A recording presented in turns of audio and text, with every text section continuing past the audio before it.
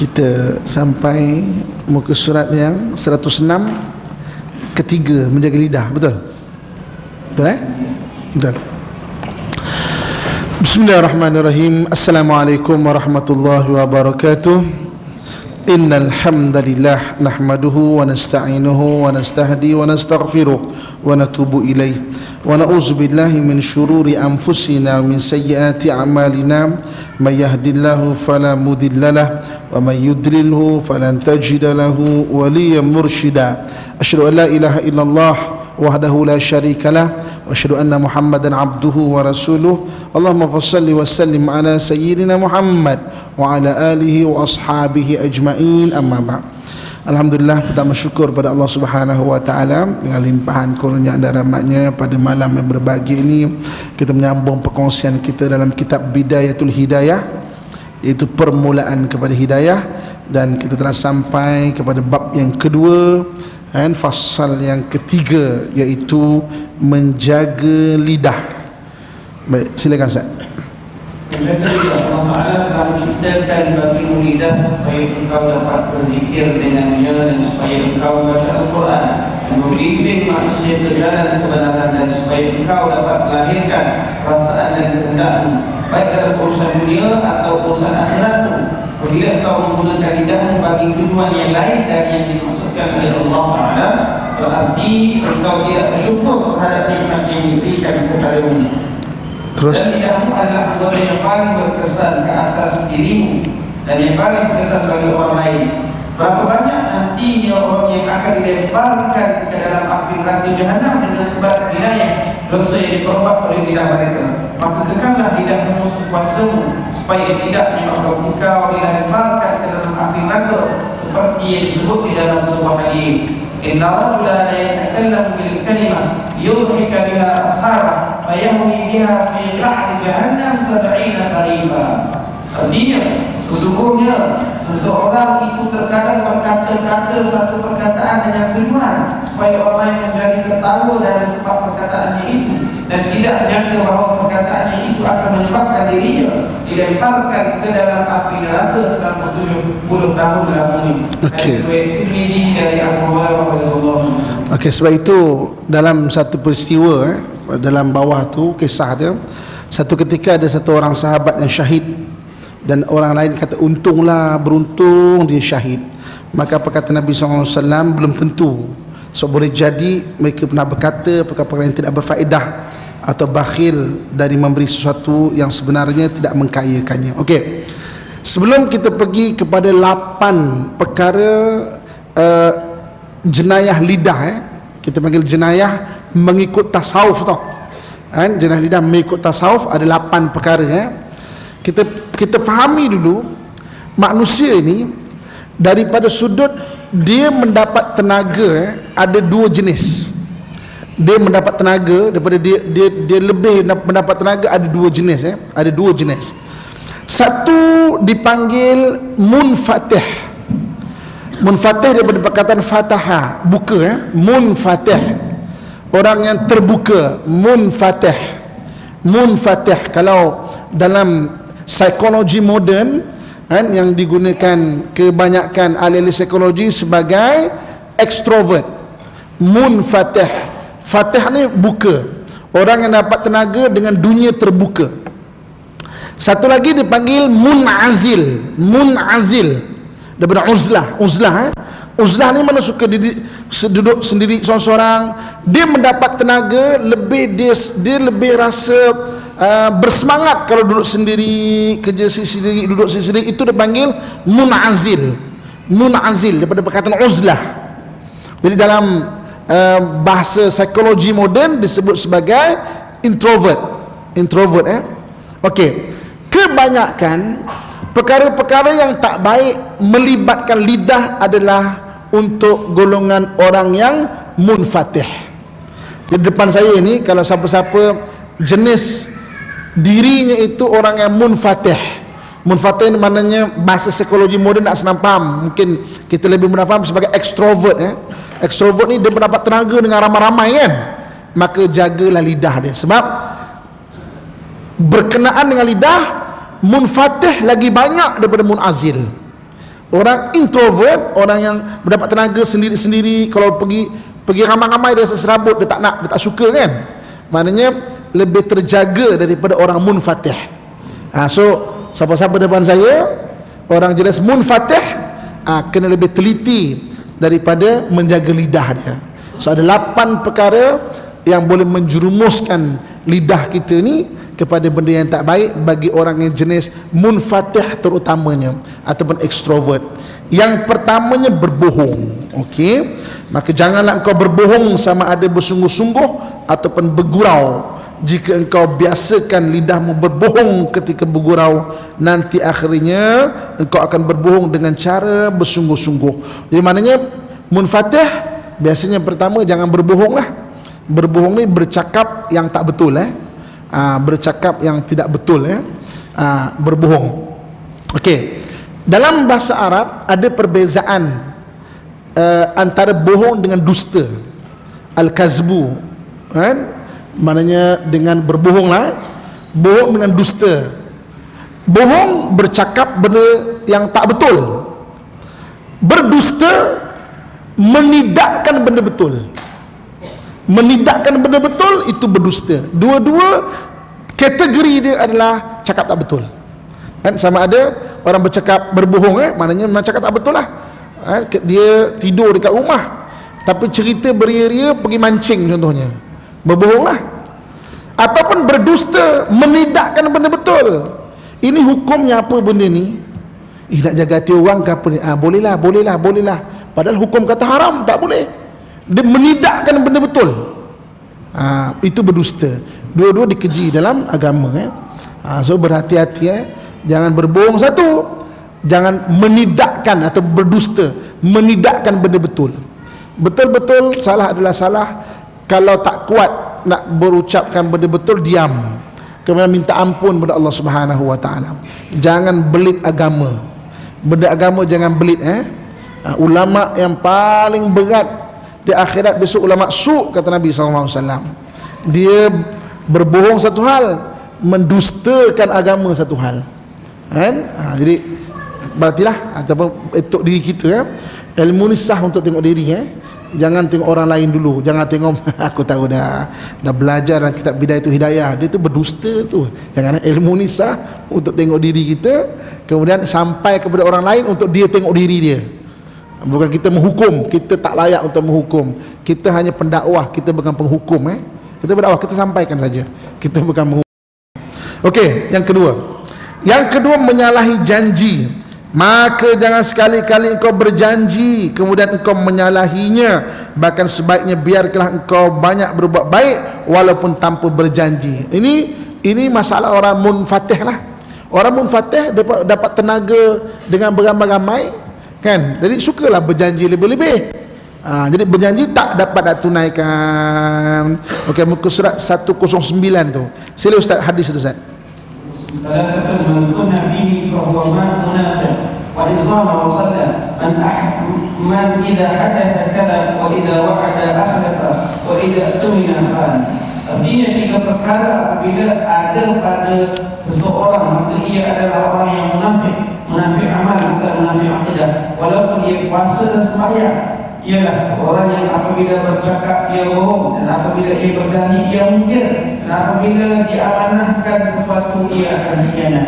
Okey, munafik, ciri-ciri munafik, ciri-ciri munafik ada 3.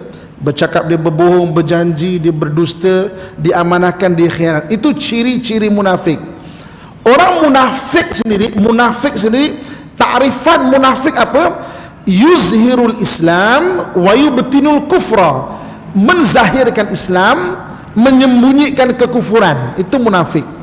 So takrifan munafik, dia nampak Islam tapi dalam hati aku tak percaya dah benda ni. Itu munafik. Menzahirkan Islam, yuzhirul Islam wa yubtinul kufra, dan menyembunyikan kekufuran. Cuma ciri-ciri ni apa? Ciri-ciri dia ini 3 ciri-ciri dia. Jadi kalau orang yang bercakap bohong, belum tentu dia munafik. Orang memukir janji, belum tentu dia munafik. Orang yang diamanahkan dia khianat, belum tentu dia munafik. Tapi ciri-ciri munafik tu ada pada dia. So jangan mudah-mudah nak melabel orang munafik. Sebab saya pernah jumpa Ustaz, suami saya ni munafiknya orang Ustaz. Dia kata, kenapa kak? Dia janji anniversary nak berjalan Ustaz. Asyik meeting je. Munafik betul lah Ustaz. Bukan mesti dia berjanji dia mendusta, itu munafik. Itu ciri-ciri munafik. Sebab munafik sebenar menzahirkan Islam, menyembunyikan kekufuran. Itu munafik. So sama juga balik, jangan menghukum orang. Hadis ini untuk kita koreksi diri kita. Tengok aku ada sifat munafik, oh takut nanti jadi munafik sebenar, susah nanti kan. Bukan kita tengok orang tu, aku tahu dah dia ni munafik ni, aku tahu dah. Jangan label orang. Kita cuma cerita hadis ini untuk dia pula koreksi diri dia, bukan kita yang menghukum dia munafik ataupun tidak. Okey, perkara yang ketiga, ghibah. Ghibah ni maksudnya mengumpat. Okey, sila Ustaz. Dosa mengumpat. Dosa mengumpat orang adalah lebih berat daripada 30 kali berzina, seperti yang disebut di dalam sebuah hadis. Dan yang dimaksudkan dengan ghibah atau mengumpat itu ialah bahawa engkau mengatakan apa sahaja perkara yang ada dengan seseorang, jika ia mendengar perkataan tersebut tentu dia akan marah, maka engkau dikira sebagai mengumpat dan zalim, walaupun apa yang engkau disebutkan itu benar-benar berlaku pada diri orang yang berkenaan. Okey, untuk mudah, ciri-ciri mengumpat yang pertama, bercerita keburukan orang. Okey, itu ciri pertama salinkan untuk tambah ilmu kita. Ta'rifan mengumpat, cerita buruk orang itu makna mengumpat. Ta'rifan keduanya apa? Yang kedua ciri dia adalah cerita buruk orang pertama, yang kedua di belakang orang itu. Kalau di depan orang itu tak nama mengumpat, di depan orang itu dipanggil mencela. Mencela juga Islam tak bagi cerita buruk di depan orang tu terang-terangan, itu mencela. Sibabul muslim fusuqun, kata Nabi SAW. Mencela orang mukmin fasik hukum dia. So itu ciri-ciri dia adalah di belakang orang itu. Ciri ketiga, orang itu tak suka dengar. Orang itu tak suka dengar.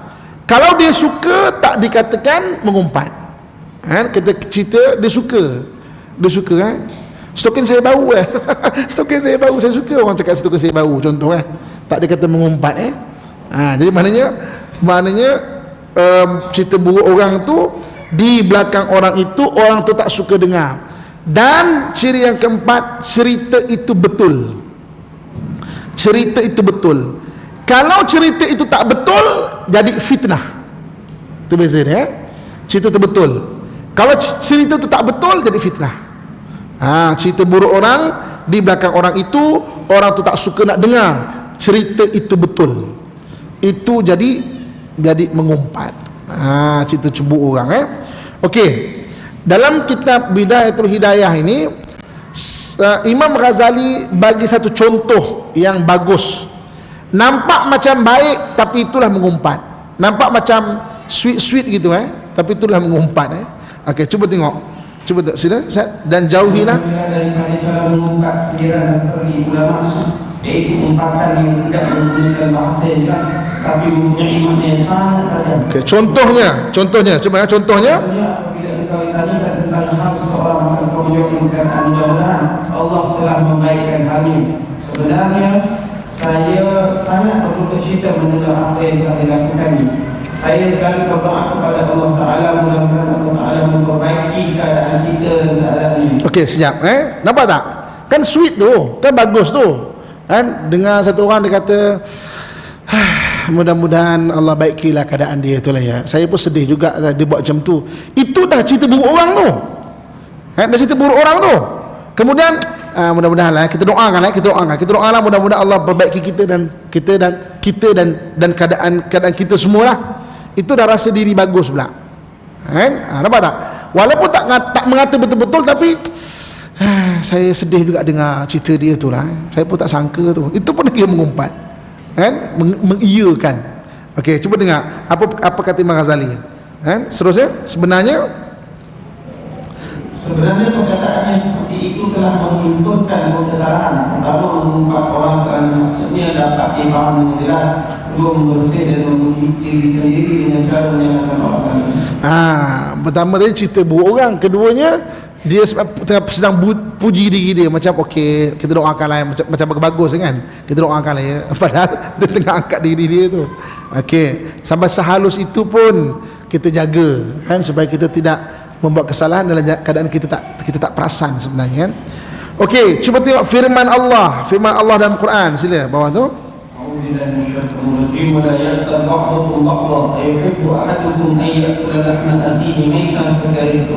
Maksudnya dan dengar sebahagian kamu mengumpat sebahagian yang lain.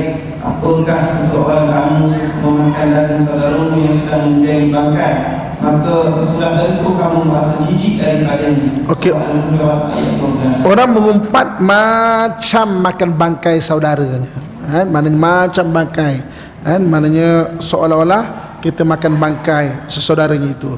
Jadi kalau kita dengar satu benda-benda buruk, atau satu ada dalam otak kita benda-benda buruk, maka kita tutup keaiban itu. Sebab orang yang menutup keaiban orang lain, Allah akan tutup keaiban diri dia. Itu prinsip dalam agama. Kita tutup keaiban orang, Allah akan tutup keaiban kita. Ibu-ibu, kakak, ayah-ayah, tuan-tuan sekalian, kita dimuliakan oleh Allah bukan kerana kehebatan kita, tapi kita dimuliakan oleh Allah kerana Allah menutup keaiban-keaiban kita. Kalau Allah buka keaiban kita, tidak ada lagi kemuliaan di sisi manusia kan? Kita dipuji orang, kita dimuliakan oleh orang kerana Allah tutup keaiban-keaiban kita. Semua manusia ada keaiban kan? Kalau Allah buka keaiban-keaiban itu, tidak ada lagi pujian di sisi manusia. Sebab itu orang yang menutup keaiban orang lain, Allah akan tutup keaiban dia. Kita ingat prinsip ini. So ada cerita yang buruk pasal orang lain, terutamanya kalau kita jenis yang munfatih tadi tu. Kita suka ramai-ramai, suka berbual-bual, kita punya jenis ni, jenis munfatih. Kita nak cerita, tapi ingat pengajian kitab ni kan? Ingat, oh tak boleh cerita tu. Okey, cuba tengok muka surat 111 perenggan kedua. 111 perenggan kedua. Dan apabila engkau menutupi keaibannya, sila Zat. Dan apabila engkau menutupi keaibannya, maka Allah Ta'ala pasti akan menutupi keaibanmu. Tapi bila engkau suka membongkar keaibannya, maka Allah Ta'ala pasti akan menyediakan lidah-lidah yang lebih tajam untuk membongkar keaibanmu di dunia ini. Kemudian Allah Ta'ala akan membuka pula segala rahsiamu di akhirat kelak, di hadapan seluruh makhluk di pada mahsyar nanti. Okey, jadi kalau kita suka mengumpat, kita buka keaiban orang, nanti Allah buka keaiban kita, na'udzubillah. Dalam hadis Nabi sebut, kalau Allah nak buka keaiban seseorang, disorokkan dalam rumah sekalipun, kalau Allah nak buka, Allah boleh tunjukkan dekat ramai. Sebab tu biasakan kita faham, oh buka keaiban, nanti kita akan ditutup keaiban kita oleh Allah Subhanahu wa taala. Okey, buka muka surat 112. Bahaya lidah yang keempat. 112, bahaya lidah yang keempat, terutama bagi orang yang munfatih tadi tu, ekstrovert, terutamanya. Okey, sila Ustaz. Berdebat atau bertengkar dan suka membantah perkataan orang lain. Perkara ini adalah menyakiti hati orang yang dipercakapi dan terkadang sampai ke hal-hal membodohkannya atau menyentuh hal-hal pribadinya. Kemudian dalam perbantahan dan pertengkaran ini selalu tidak terlepas daripada memuji diri sendiri dan mengangkatnya gosip pada segala keaiban dan menganggap dirinya mempunyai kepandaian dan ilmu pengetahuan. Okey, cuba kita tengok hadis bawah tu. Sila Zat. Man taraka al-mira'a wa huwa mubtilun banallahu lahu baytan fi ardil jannah wa man taraka al-mira'a wa huwa muhiqqun banallahu lahu baytan fi a'la al-jannah. Artinya, siapa yang sanggup meninggalkan pertengkaran, sedangkan ia adalah di pihak yang salah, Allah Ta'ala akan membina untuknya sebuah rumah di tepi syurga. Dan barang siapa yang sanggup meninggalkan bertengkar, sedangkan ia adalah berada di pihak yang benar, Allah Ta'ala akan membina untuknya sebuah rumah di tempat tinggi dalam syurga. Okey, meninggalkan pertengkaran, terutama pertengkaran yang sia-sia, pertengkaran yang tak baik, pertengkaran yang mengundang kepada pecah je ukhuwah dan sebagainya. So bahana lidah yang keempat bagi orang munfatih terutamanya. Munazil ada, tapi munfatih terutamanya. Jaga kan, kalau Allah jadikan kita jenis yang macam tu jaga perkara yang keempat ini. Okey, muka surat 114. 114 bahana lidah yang kelima, iaitu memuji diri sendiri. Sila Ustaz. Memuji diri sendiri dalam hal ini Allah Ta'ala berfirman, "Fala tuzakku anfusakum wa huwa a'lamu biman ittaqa." Maksudnya, maka jangan kamu menganggap dirimu bersih. Sebenarnya Allah Ta'ala lebih tahu siapakah yang lebih bertakwa kepadanya. Surah An-Najm ayat 30. Okey, teruskan. Pernah orang bertanya kepada ahli hikmah, apakah kebenaran yang buruk dari dia menjawab pujian seseorang terhadap dirinya sendiri. Dan ketahuilah bahawasanya memuji diri sendiri itu adalah mengurangkan daripada harga dirimu di sisi manusia dan menyebabkan turunnya kemurkaan Allah Ta'ala.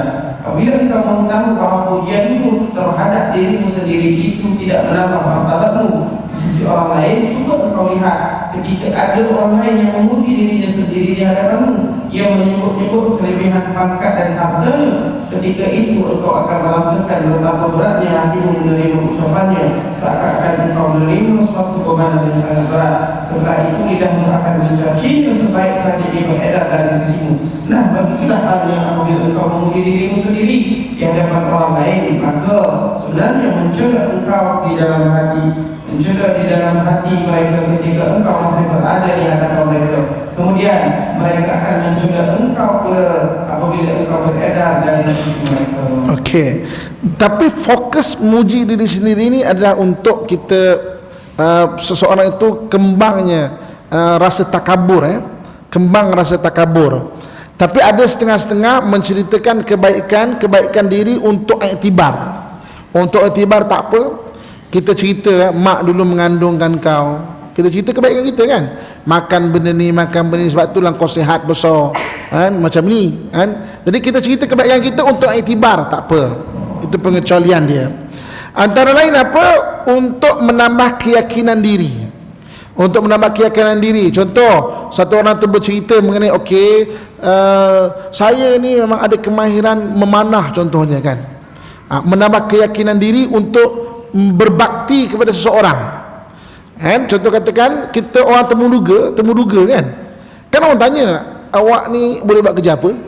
Kalau kita cakap saya baru belajar kitab Bidayatul Hidayah kan, saya tak boleh cerita kebaikan diri saya ni kan. Encik agak-agak lah apa yang baik bagi diri saya kan. Agak-agak ada orang nak ambil kerja macam tu kan. Yang mana kita terpaksa cerita ni, pengalaman saya macam ni, pengalaman saya macam ni, untuk menambah keyakinan diri, bukan untuk berbangga-bangga. Bangga-bangga tak boleh. Fokus kat sini adalah yang munfatih tadi, ekstrovert tadi tu, yang untuk berbangga-bangga. Saya saja. Dan untuk iktibar tak apa, untuk menambah keyakinan diri tak apa kan. Lain tu jaga hati. Okey, kemudian yang keenam, muka 115, bahana lidah terutamanya bagi orang munfatih, orang yang ekstrovert, orang yang Allah jadikan personality itu suka ramai-ramainya, mendapat tenaga ramai-ramainya, iaitu melaknat. Sila Ustaz. Jangan sekali-kali engkau melaknat sesuatu daripada makhluk Allah Ta'ala, sama ada binatang atau manusia, dan janganlah engkau menghukumkan secara pasti ke atas seorang daripada adiyatullah, seorang muslim, bahawa ia telah menjadi kafir atau munafik, kerana Allah Ta'ala sahaja yang mengetahui apa yang tersembunyi dalam hatinya. Okey, jangan mudah-mudah kata orang kafir, jangan mudah-mudah kata orang, melabel orang, jangan mudah-mudah jangan mudah-mudah melabel orang itu dan ini dan sebagainya, sebab Allah saja yang tahu apa yang dalam hati dia. Okey, kemudian cuba kita tengok muka surat ke 116, perenggan yang pertama tu, perenggan pertama 116 tu. Tetapi jika engkau telah melaknat seseorang, sila Ustaz. Tetapi jika engkau telah melaknat seseorang, maka engkau pasti akan ditanya dan engkau melaknat akan dia. Maka janganlah engkau melaknat apa sahaja daripada makhluk Allah Ta'ala ini. Sesungguhnya Rasulullah SAW menjual makanan yang rendah, yang tidak sedap. Bahkan apabila beliau berkenan, beliau akan memakannya, dan apabila beliau tidak berkenan, beliau meninggalkannya dengan tanpa mencela-nya. Okey, itu masalah orang munfatih, itu kebanyakan munfatih kebanyakan. Orang munfatih ni antara satu kelemahan dia, dia ada reaksi spontan. Reaksi spontan tu dia kena dulu. Apa tak sedap ni. Dari reaksi spontan baru dipikir. Kat macam tu. Ada reaksi spontan. Kan? Itu antara kelemahan dia. So jadi ada tengok makanan tak sedap ke apa semua, latih untuk jangan mulut kita tu ada melaknat, mencela, kan? Bukan saja manusia, makanan tak boleh, benda-benda lain dan sebagainya. Okey. Kemudian yang ketujuh, bahana lidah yang ketujuh, silakan. Mendoakan celaka bagi orang lain. Hendaklah engkau memelihara lidahmu daripada mendoakan celaka terhadap sesiapa yang daripada makhluk Allah Ta'ala. Dan jikalau ada orang yang menzalimi engkau, maka serahkanlah urusannya kepada Allah Ta'ala. Kerana ada disebutkan dalam sebuah hadis, innal mazluma la yad'u 'ala zalimihi hatta yukafi'ah, thumma yakuna lidh-dhalimi fadlun 'indah yutalibuhu bihi yawm al-qiyamah. Artinya, sesungguhnya orang yang terkena zalim itu mendoakan celaka ke atas orang yang menzaliminya, sehingga suatu kecelakaan akan diibadakan ke atas orang yang zalim itu, dan kadar kecelakaannya itu melebihi daripada balasan yang patut diterimanya. Maka dalam keadaan yang seperti ini, orang yang pada mulanya zalim tadi telah terkena zalim pula, nanti ia akan menuntut haknya pada hari kiamat ke atas orang yang pada mulanya kena zalim, yang mendoakan celaka ke atasnya. Okey, sebab itu orang yang terkena zalim mendoakan celaka ke atas kezalimannya, maka nanti orang tu pula akan tuntut dia. Okey. Dalam hadis Nabi sallallahu alaihi wasallam, Nabi dia sebut bahawa orang yang zalim, orang yang dizalimi ada peruntukan doa mustajab. Ittaqu da'watul mazlum, takutlah kamu doa orang yang dizalimi. Jadi hari ini kalaulah tiba-tiba kita dizalimi atau seorang dizalimi, dia terpulang dia. Okey, dia nak doa buruk ke nak doa baik, tapi dalam kitab beritu hinayah dalam hadis ini jangan doa buruk. Habis itu kita ada doa yang mustajab. Nak buat apa doa ini? Doa ini doalah minta Allah ganti dengan benda yang lebih baik untuk diri kita. Katakan kita dizalimi, jadi hal orang menzalimi orang lain, tak payah minta, Allah mesti balas. Tak payah minta, Allah mesti balas. Tapi peruntukan doa mustajab, doa untuk diri, biar Allah ganti dengan yang lebih baik. Okey, orang ganti yang lebih baik. Okey. Tapi masalah melupakan kesalahan orang lain, orang munazil pula susah. Orang munazil, orang introvert lebih susah nak let go, nak move on, sebab dia tercengkam dengan ingatan-ingatan yang lepas. Itu mujahadah pula lah, orang munazil, kan? Orang yang diri dia tu memang suka atau mendapat tenaga pada benda, pada sendirian. Jadi dia susah pula nak memaafkan. Itu ujian bagi orang munazil tu pula. Okey, kemudian bahana lidah yang terakhir, yang ke-8, iaitu bergurau, mengolok-olok dan mengejek orang lain. Sila Ustaz. Bergurau, mengolok-olok dan mengejek orang lain. Maka hendaklah kau melihara lidahmu daripada mengolok-olok dan mengejek orang lain, sama ada dalam bentuk percakapan yang bersungguh-sungguh atau dalam bentuk bergurau-gurau sahaja. Kerana perbuatan yang demikian menghilangkan air muka dan menghilangkan rasa haibah, gerun, dan terkadang membawa pada rasa jauh hati dan menyakitkan hati. Maka dari situlah bermulanya pertengkaran dan kemarahan yang akhirnya membawa kepada putusnya hubungan dan permusuhan di dalam hati. Okey, so hadis Al-Quran, firman Allah Subhanahu wa taala, "Idza marru billahi marru kirama", dan apabila mereka melalui dengan perkara yang sia-sia, mereka akan lalu dengan menjaga kehormatan dirinya. Okey, orang yang beriman melalui sesuatu benda, perkara sia-sia, dia akan lalu dengan menjaga kehormatan diri. Okey, habis bab yang ketiga, menjaga lidah. Okey, sekarang kita pergi pada yang keempat, iaitu menjaga perut pula. Muka surat 118, iaitu menjaga perut. Okey. Kita punya aircon mati kan? Dan air bocor tu tu tadahkan apa-apa, tak, kapet kita nanti berbau. Dia tak tadakan. Tadakan sejadah pun okey. Okey. Okey. Jadi ingat tak daripada awal kelas saya kata, untuk mendapat ilmu kita, seseorang itu dia akan melalui 3 keperitan. Ingat tak? Kelupa dah. Keperitan ilmu itu sendiri, keperitan majlis ilmu, keperitan guru, kan? Jadi baru ikon mati 5 minit kita dah macam apa ni kan. Ini sebahagian keperitan untuk mendapat ilmu sebenarnya. Okey, kita sambung Sambung yang keempat, menjaga perut. Okey. Jadi bab kedua, menjaga diri daripada maksiat. Bab fasal yang keempat iaitu menjaga perut. Sila tak? Hendaklah kau memelihara perutmu daripada memakan makanan yang haram atau yang syubhat, dan berusaha untuk mencari makanan yang halal. Okey. Jadi pertama, kena hindarkan yang haram.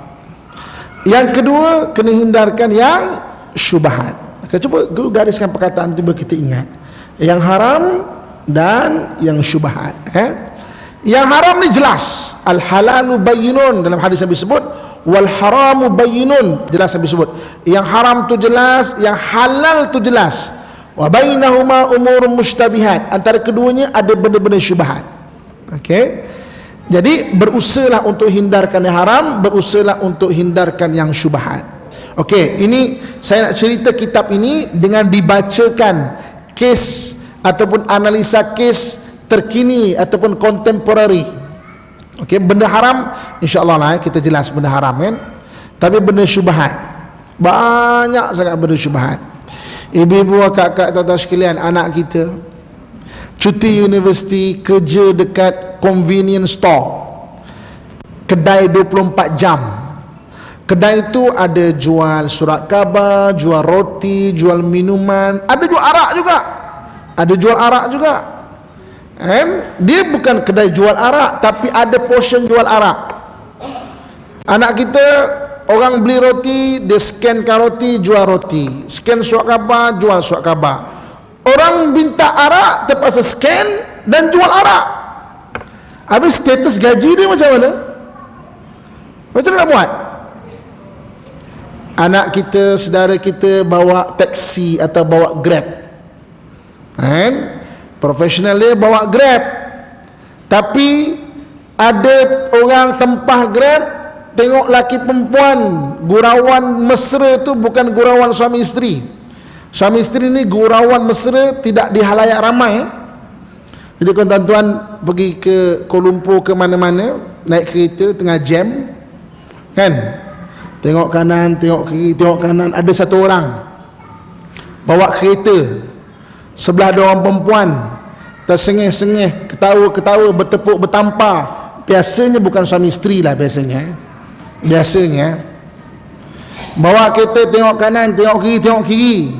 Ada satu orang bawa kereta, muka berkerut aja, sebelah ada orang perempuan tapi tidur. Itu biasanya isteri lah ya, biasanya. Okay. Jadi bawa Grab, ada orang mesra kat belakang, kita bawa Grab, tengok-tengok tempatnya ke hotel, kita bawa Grab. Habis itu menyumbang kepada transport untuk dia pergi buat jahat. Habis macam mana pendapatan? Ibu-ibu, kakak yang tukang jahit baju kan, tiba-tiba ada orang datang, kak, tolong kak betulkan skirt saya ni. Kita nak tolak profession kita, jahit juga kan, syubhat tu. Habis macam mana? Abang-abang, ayah-ayah yang ada anak atau sendiri pilot kita pilot bawa kapal terbang, tapi di business class ada serve kan red wine. Kita bukan bawa red wine, tapi ada serve red wine. Habis gaji macam mana? Okey, itu dalam perkara-perkara syubhat. Okey, contemporary dia dapat gaji, kita tak jual arak, adalah separuh-separuh macam itu, dapat gaji, keluarkan sebahagian sebagai wang syubhat. Keluarkan terus wang sebahagian sebagai wang syubhat. Jangan ambil ijtihad, mungkin 5%, mungkin 10%, buang terus. Ini aku tak nak ambil. Dan wang syubhat ini, cara pengurusan dia macam mana? Dia kena diuruskan untuk kegunaan awam, umum boleh guna. Tak boleh, tak boleh buat makan tak apalah, saya tukar tayar kereta lah, tak boleh maknanya umum guna. Betulkan tandas, betulkan lampu, buat jalan, buat pagar, buat jembatan. Tuan-tuan tahu tak apa isu wang syubhat dalam dunia ni? Apa isu wang syubhat dalam dunia ni? Orang Arab dia cash rich. Kita debt rich, dia cash rich. Duit cash dia simpan dekat Switzerland, simpan dekat Barat, simpan dekat US. Tapi sebab dia orang Islam, dia tak ambil interest haram, dia tak ambil. Tiap-tiap tahun interest tu berbilion USD, berbilion tau interest tu. Jadi oleh kerana dia tak uruskan dan terbiar macam tu, persatuan-persatuan agama lain minta, kau tak nak ambil kan, haram kan, boleh tak minta, dan dia sign bagi, ambil lah kan? Alangkah bagusnya kalau ada pengurusan wang syubhat. Bayangkan kalau pengurusan wang syubhat dapat dibuat, katakan dekat negara kita, duit-duit tu masuk kat sini, diuruskan, buat jalan raya, buat jambatan, boleh bantu petani Thailand, boleh bantu Rohingya, boleh bantu Indonesia, boleh bantu mana-mana tempat untuk infrastrukturnya, tapi tidak diurus. Jadi mana jangan ambil, tapi gunakan untuk benda awam tu. Sama juga kita ada conventional account bank, kadang-kadang kita tak ambil kan duit tu, dan kita biarkan nanti masuk dalam kesatuan wang yang disatukan.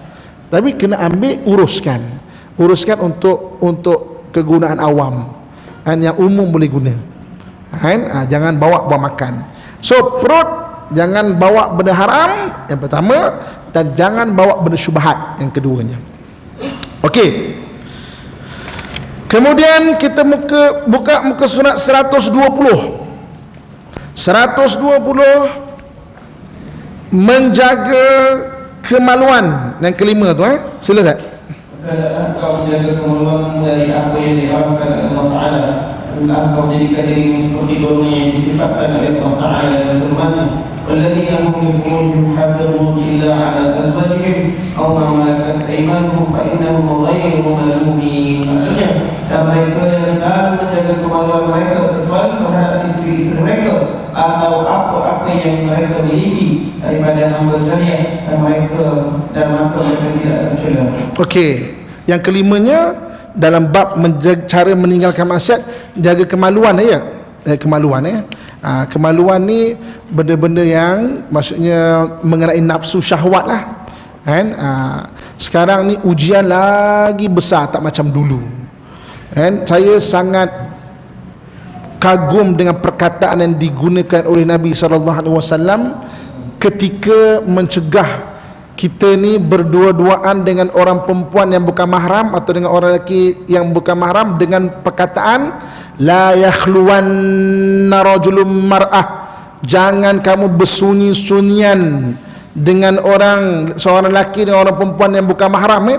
Dia gunakan bersunyi-sunyian. Kenapa Nabi tak guna la yaltaqiyanna rajulun mar'ah, orang lelaki jangan bertemu dengan orang perempuan, tapi digunakan yakhluwan. Yakhluwan ni bersunyi-sunyian, berkhalwat, bersunyi yang orang tak tahu pun.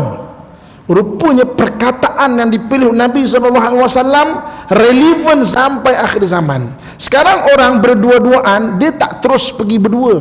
Dulu ya, sekarang dia akan bermula dengan handphone dulu, berchatting-chatting dulu, berbual-bual dulu kan, barulah berjanji-janji dulu, keluar dulu, berjumpa-jumpa dulu kan. Saya begitu kagum dengan perkataan digunakan oleh Nabi SAW tau. Bila baca hadis tu, Nabi sebut la yakhluwan, jangan bersunyi-sunyian antara lelaki dan perempuan yang bukan mahram. Kenapa perkataan bersunyi-sunyian? Kenapa tak bertemu? Dulu bertemu, dulu memang bertemu. Rupa-rupanya sekarang orang bersunyi-sunyian bukan bertemu dulu, ini dulu kan. agama Islam kan, ajaran Nabi, irsyadul Rasul, petunjuk di Nabi itu relevan sampai akhir zaman. So jaga kemaluan. Ibu-ibu, kakak, tuan-tuan sekalian ya. Saya di rumah HIV Muslim ya. Pada tahun 2009 tak ada rumah HIV Muslim. Jadi orang-orang Islam yang kena HIV duduk berlindung di gereja-gereja. Saya asalnya pada tahun 2009 tu ada satu orang kakak kata, Ustaz, boleh tak tolong bagi ceramah Ustaz? Saya kata boleh. Tapi pada orang HIV Ustaz, saya tak kisah, siapa-siapa pun boleh. Jadi waktu tu hari Rabu saya ingat. Habis saya ceramah kat Shah Alam, dia pun bawa saya jalan sampai-sampai kat satu gereja. Gereja. Saya masuk lebih kurang dalam 50-60 orang, 60 lebih lah orang Melayu kita duduk, ada yang bedridden pun ada. Boleh tak tuan bayangkan perasaan saya waktu tu? Sini ada salib, sini ada patung Mary, dan orang Islam kita depan ni yang sakit-sakit keltar macam tu. Saya nak bagi ceramah apa? Saya nak bagi ceramah Islam tu sempurna. Saya nak bagi Islam tu berkasih sayang. Orang ni duduk kat gereja ni, saya tak boleh ceramah apa-apa, keluh lidah saya. Dan saya kata, tuan-tuan sekalian, sabar, saya janji saya akan keluarkan.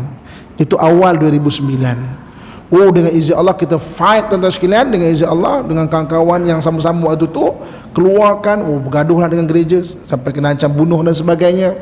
Dan Alhamdulillah dapat keluarkan. Okey, yang saya nak cerita pada hari ini bukan gereja itu, bukan HIV, bukan gereja itu, tapi saya nak cerita adalah dalam tempoh 5 tahun kebelakangan ini, orang kena HIV bukan sebab jarum dadah dah, tapi sebab seks. Dekat rumah penjagaan saya tu top profesional pun ada, pensyarah ada, peguam ada, pilot pun ada kan. Orang kena HIV ni memang keluarga pembuang lah.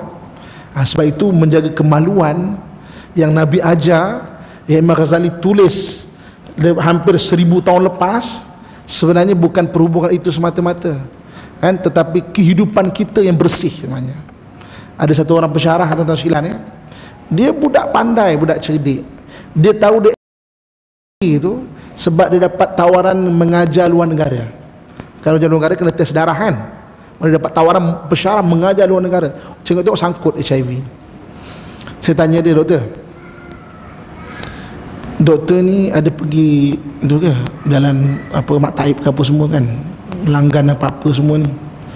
Dia kata tak ada Ustaz, saya cuma buat perhubungan dengan 4 orang je Ustaz, 4 orang murid saya, 4 orang je Ustaz, 4 orang je, saya kata 4 orang murid saya Ustaz. Saya tak tahu siapa yang bagi HIV kat saya. Tuan-tuan sekalian, satu orang dijangkiti HIV, dia mengadakan hubungan dengan 4 orang, sekarang ada 5 orang kena HIV kan. Waktu jaga-jaga benda ni, jaga-jaga. Seruan menjaga kemaluan dulu lagi 1400 tahun dulu Allah dah turunkan pada orang beriman kan, bagi syariat Nabi kita Muhammad, bagi syariat Nabi-Nabi terdahulu, Nabi Musa, Nabi Isa, sama aja jaga kemaluan ni kan. Dan rupanya betul kalau dah kena, tuan-tuan sekalian, tak guna 1 sen pun lah. Masa nak ceritanya, maksudnya bukan tak guna 1 sen macam mana, macam banyak benda lah kita tak boleh nak buat lah dalam kehidupan. Kalau dah terperuk, terduduk, terbaring macam tu kan, banyak benda, padahal potensi umur tu banyak benda boleh buat lagi, tapi habis, tuan-tuan sekalian itu pesanan saya sebagai menjaga rumah HIV tu. Tiap-tiap minggu dia meninggal, tiap-tiap minggu meninggal, 2 minggu sekali, tiap-tiap minggu, boleh kata tiap-tiap minggu meninggal. Kalau setiap kali meninggal saya akan cakap Alhamdulillah ya Allah, syukur ya Allah. Bukan syukur sebab dia meninggal tau, syukur meninggalan kita. Kalau tak, meninggal tu dalam gereja, tuan-tuan sekalian. Alhamdulillah, syukur ya Allah. Dekat Puchong, siapa nak ziarah, jom. Habis khatam kitab ni kita ziarah ramai-ramai ambil iktibar, dengar perkongsian kisah dia, biar kita ambil iktibar. Bawa anak-anak kita tu, ujian dia lebih berat daripada kita tau. Kita dah datang masjid, anak kita tu percampuran dia, mungkin sekarang pun belum balik ke rumah lagi tu, tak ke mana merayap tu kan, kita pun tak tahu serendah belasan tahun dekat rumah saya tu, setinggi 60 lebih umur, yang 60 lebih pun ada. Tapi ada orang buat jahat sebab dia jahat, ada orang baik yang tersilap. Sekali itu je, ada orang baik tersilap tau dalam hidup dia. Dia bukan orang jahat, dia orang baik tapi yang tersilap. Tapi takdir nak kena macam tu. Iktibar kan untuk kita. Kan, dan juga untuk bantu dia. So jadi hati-hati dan sebab kita tak tahu. Kan, kita tak tahu siapa yang bukan ada tanda, kan? Ada bawa kuman ke bukan ada tanda, kita tak tahu. Wallahu alam. Okey. Saya bukan nak takut-takutkan kita tau. Saya bukan nak takut-takutkan kita. Ini iktibar. Semua muka macam ni ya. Ibu-ibu kakak terutamanya. Relax. Ini nak cerita iktibar dia. Okey, sambung pengajian kita 121. Yang keenam, menjaga dua tangan. Sila Ustaz. Dua tanganmu daripada memukul seorang muslim, daripada mencapai sesuatu yang diharamkan, atau menyakiti seorang Allah Ta'ala, dan engkau jaga pula tanganmu daripada mengkhianati amanah atau simpanan orang, dan daripada menulis sesuatu yang tidak boleh diucapkan, kerana tulisan adalah salah satu daripada dua lidahmu, maka hendaklah engkau jaga badanmu, tulisanmu daripada menulis sesuatu yang diharamkan. Okey, tangan jaga, tangan ni jangan pukul orang, kan? Jangan buat benda tak baik ataupun menulis, kan? Dulu menulis lah, sekarang ni ber-WhatsApp ni kan. Zaman sekarang siapa yang nak baik, siapa nak baik, antara kaedah dia ini pilih kawan-kawan WhatsApp yang bagus. Keluarlah daripada guru-guru WhatsApp yang mengarut. Kadang-kadang kita tak terpanggil hari ini, habis asyik dikirimkan gambar pelik-pelik, lama-lama terbuka juga. Nak jadi baik ni sekarang ni delete nombor-nombor kawan-kawan yang tak bawa kita ke akhirat. Umur kita tinggal berapa? Kan, kadang-kadang kita punya grup WhatsApp sekolah rendah dulu kan, 50 tahun lepas tu sekolah rendah, guru WhatsApp semua berfikir macam kita tu masih sekolah rendah, padahal dah haji, dah bercucu dah padahal, kan? Jadi mentaliti masih kita sekolah rendah lagi ni, masih berkongsi benda yang pelik-pelik. Delete lah grup macam tu yang tak bawa kita ke akhirat. Okey, dan yang terakhir, menjaga dua kakimu. Sila Ustaz. Engkau pelihara kedua kakimu daripada berjalan ke tempat yang diharamkan atau berjalan menuju pada sultan yang zalim. Okey, dan hadis Nabi, firman Allah Subhanahu wa taala,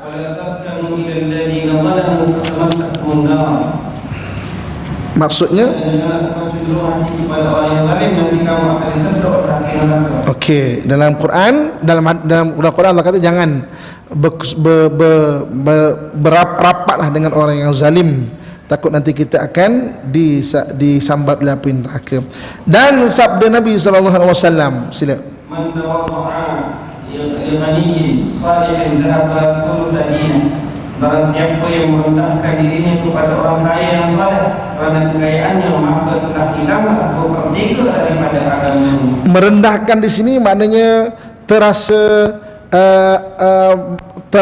inferiority complex, terasa terhina, kita dia besarnya, kan? Dan lupa pada Tuhan yang mengaturkan terbaik buat kita, hilang 2/3 pada agamanya.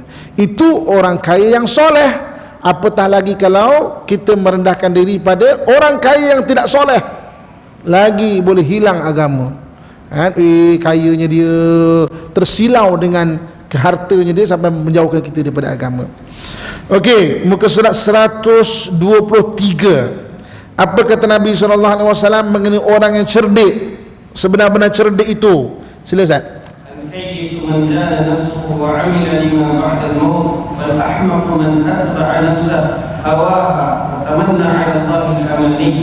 Artinya orang yang cerdik ialah orang yang sentiasa memperhitungkan dirinya dan dia suka beramal untuk bekal sesudah mati. Sedangkan orang yang ahmak, bodoh, ialah ahmak tau, bukan Ahmad bukan Ahmad, ahmak maksudnya sebab kita tak perasan dia sudah bahasa Melayu itu, bahasa Arab dia dengan qaf, kan? Ahmak itu, ahmak tu orang yang bodoh, ialah Ustaz, ialah orang yang selalu mengikuti hawa nafsunya dan hanya banyak berangan-angan kepada Allah Ta'ala, berangan-angan untuk mendapatkan kebaikan di akhirat dan pengampunan, tetapi ia tidak mahu beramal dan bertaubat. Okey, al-kayyisu man dana nafsahu wa amila liman ba'da. Orang yang cerdik kata Nabi, orang yang dia sentiasa mengkoreksi diri dia, memperbaiki diri dia, dan juga beramal kepada apa yang selepas mati. Sebab hidup lepas mati sebahagian daripada hidup kita so kalau kita tak bersedia untuk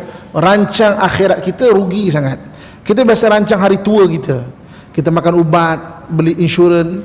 Jangan lupa juga rancang hari akhirat kita. Okey, muka surat 124 bawah tu apa kata Allah Subhanahu wa taala firman-Nya. Sila Ustaz. Maksudnya dan bahawasanya manusia tidak melalui kecuali sekadar usaha. Okey, dari mana Allah Subhanahu wa taala innama tujzauna ma kuntum ta'malun.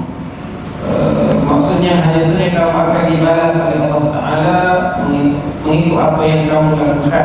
Ini semua persediaan amalan untuk akhirat.